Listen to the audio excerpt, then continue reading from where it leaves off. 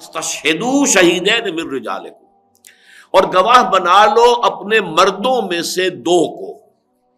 رجال سے مراد مرد، یہ تو بالکل واضح ہے، اس لیے کہ اس کے بعد آگے آ رہا ہے فَإِن لَّمْ يَكُن رَجُلَيْنِ فَرَجُلٌ وَامْرَأَتَانِ مِمَّا تَرْضَوْنَ مِنَ الشُّهَدَاءِ، کہ اگر دو مرد دستیاب نہ ہو تو پھر ایک مرد اور دو عورتیں، ان میں سے کہ جو تمہیں پسند ہوں، جن کے اوپر اعتماد ہو، جن کے خوف خدا پر، تقوی پر، دیانت پر، عدل پر، انصاف پر تمہیں اعتماد ہو۔ تو یہاں شہیدین من رجالکم، یہاں ایک بحث ہے کہ آیا غلام کی جو ہے گواہی اس میں قابل قبول ہے یا نہیں۔ تو اس میں اگرچہ بہت سے فقہا کہتے ہیں کہ چونکہ صرف رجل کا لفظ آیا ہے، مرد ہو چاہے وہ غلام ہو اور چاہے وہ آزاد حر ہو، لیکن یہ کہ امام ابو حنیفہ اور امام شافعی یہ دونوں اس پر متفق ہیں کہ نہیں، جو غلام ہے اس کی گواہی نہیں ہوگی۔ اس کی وجہ یہ ہے کہ اس کی حاضری جو ہے وہ موقوف ہے اس کے آقا کی اجازت پر۔ آگے چل کر آئے گا ولا یاب شاہد، جب وہ بلایا جائے تو شہداء جو ہے ولا یاب الشہداء اذا ما دعوا، جب انہیں گواہی کے لیے بلایا جائے تو وہ انکار نہ کریں، انہیں حاضر ہونا ہوگا۔ لیکن ظاہر بات ہے کہ غلام جو ہے وہ اپنی مرضی کا مالک نہیں ہوتا، وہ تو اگر اس کا آقا اجازت دے گا تو جائے گا، ورنہ نہیں جا سکتا۔ لہٰذا یہ تکلیف جو ہے شرعی، یہ جو ذمہ داری ہے، رسپانسبلٹی، تکلیف کے بعد رسپانسبلٹی، اس رسپانسبلٹی سے غلاموں کو آزاد کر دیا گیا۔ یہ جو ہوں گے گواہ دو مرد ہوں گے آزاد۔ فَإِن لَّمْ يَكُونَا رَجُلَيْنِ فَرَجُلٌ وَامْرَأَتَانِ مِمَّن تَرْضَوْنَ مِنَ الشُّهَدَاءِ، تو پھر اگر نہ ہو دو مرد تو ایک مرد اور دو عورتیں جو بھی تمہارے پسندیدہ ہوں، جن پر تم اعتماد کر سکتے ہو، جن پر تمہیں وثوق حاصل ہو۔ یہ ہے ذرا وہ باریک مسئلہ جس پر آج کل بڑا شور دنیا میں ہوتا ہے، اور ہماری جو ویمن لب اور جو فیمنزم کی موومنٹس ہیں ان کی طرف سے بہت شور مچایا جاتا ہے کہ یہ کیا ہے، ایک عورت جو ہے اس کی گواہی جو ہے وہ آدھی ہو گئی، دو عورتوں کی گواہی مل کر ایک مرد کی گواہی کی قائم مقام بنتی ہے۔ تو اگرچہ یہ بات اپنی جگہ پر صحیح ہے کہ خدا پنج انگشت یکساں نہ کر، نہ ہر زن زنست ہو، نہ ہر مرد مرد، نہ تو ہر مرد ہی مرد ہوتا ہے، ایسے بھی ہوتے ہیں کہ جو مرد تو ہیں لیکن زنانہ صفات کے حامل ہیں، اور ایسی عورتیں بھی ہوتی ہیں، ہر عورت عورت نہیں ہوتی کہ ہے تو عورت لیکن یہ کہ وہ بہت سے مردوں کو کے اوپر جو ہے وہ بھاری ہو جائے، پہلوان عورت ہو، ہر طرح کے جو ہے آپ کو ایکسیپشنز مل جائیں گی۔ ابھی جو کچھ اولمپکس کے اندر ہو رہا ہے، کیسی کیسی پہلوان عورتیں وہاں پہ آپ کی بھی نظر پڑی ہوگی۔ تو اس حوالے سے نہ ہر زن زنست ہو، نہ ہر مرد مرد، خدا پنج انگوش یکساں نہ کر۔ لیکن ایک بات یہ کہ اپنی جگہ پر جو سٹیٹسٹکس ہیں اس کے حوالے سے فزیولوجی نے، اناٹومی نے اول تو یہ ثابت کیا ہے کہ اپنے جسمانی ساخت کے اعتبار سے مرد اور عورت برابر نہیں ہے۔ عام طور پر عورت کا سائز مرد سے چھوٹا ہے، دماغ کا وزن ایوریج عورت کے دماغ کا مرد کے دماغ سے کم ہے، مختلف اعتبارات سے۔ اور پھر یہ کہ ہمیں معلوم ہے کہ عورت میں اصل حسن اس کی نزاکت ہے، مرد میں اس کا حسن اس کی جو ہے قوت ہے۔ مرد کے لیے ہمارے ایک پروفیسر اناٹومی کے ہوتے تھے، وہ یہ کہا کرتے تھے کہ مرد کو،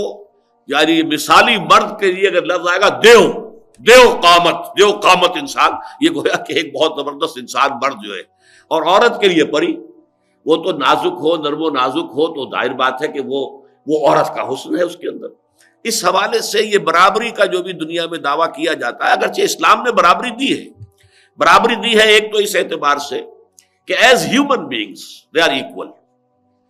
کوئی اونچ نیچ نہیں ہے، کوئی انفیریئر نہیں، کوئی سپیریئر نہیں، ان کی شرافت جو ہے، شرف انسانیت میں برابر کی شریک ہے، احترام انسانیت میں برابر کی شریک ہے۔ بعض اعتبار سے اونچ نیچ کی ہے تو اس میں بھی کمپنسیشنز ہیں، قانونی اعتبار سے باپ کے حقوق زیادہ کر دیے گئے، سیپریشن ہو جائے گی تو اولاد اصل میں تو باپ کی ہوگی اور باپ ہی کی طرف منسوب ہوگی، ابن فلاں ہی رہے گا، وہ ابن ماں کی طرف تو کبھی اس کا جو ہے وہ حوالہ نہیں دیا جائے گا۔ لیکن یہ ہے کہ خدمت کے معاملے میں ماں کو 3 درجے مقدم کر دیا، اور جنت کو بتایا کہ وہ ماؤں کے قدموں کے تلے ہے۔ اس حوالے سے اس کے اندر جو ہے ریسیپروکل جو ہے کمپنسیشن رکھی گئی ہے شریعت کے نظام میں۔ لیکن اس خاص معاملے میں جو گواہی کا معاملہ ہے، اس میں جو میری ایک سوچ ہے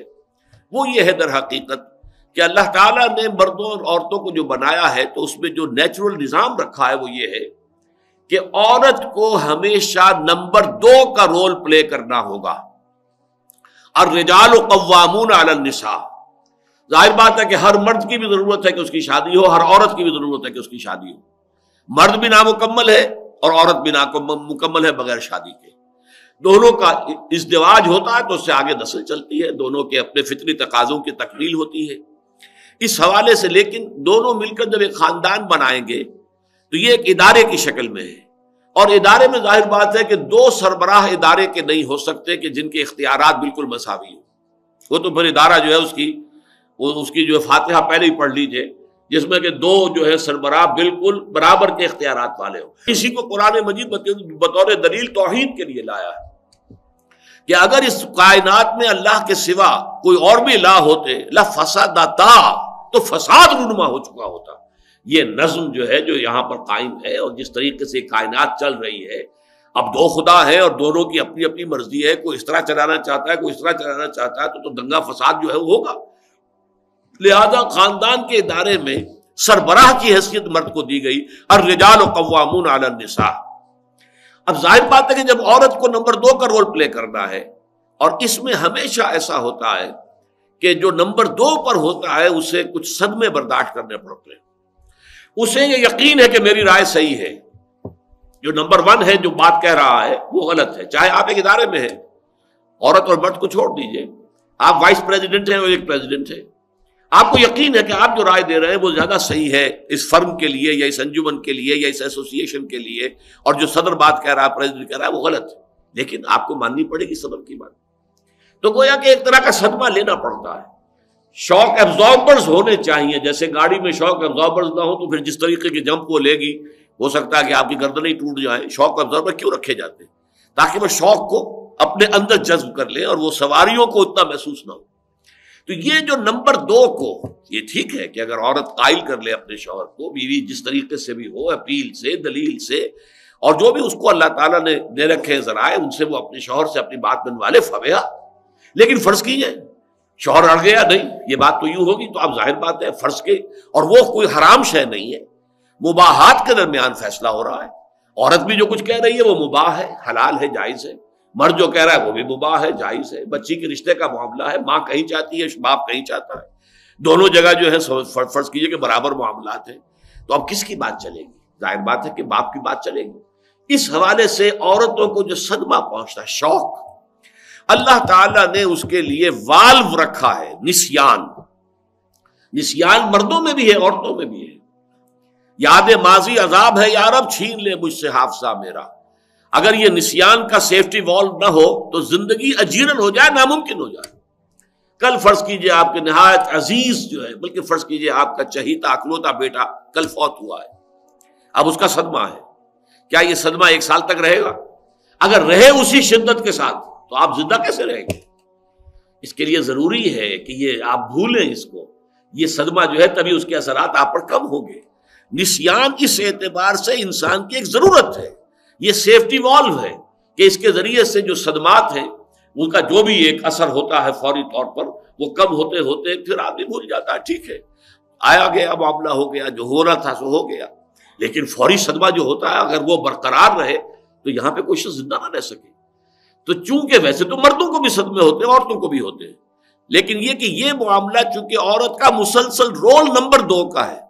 لہذا اس کو تو مسلسل یہ شوقس جو ہیں وہ برداشت کرنے ہوں گے، لہذا اللہ تعالیٰ نے اس کے اندر یہ سیفٹی والو زیادہ رکھ دیا ہے۔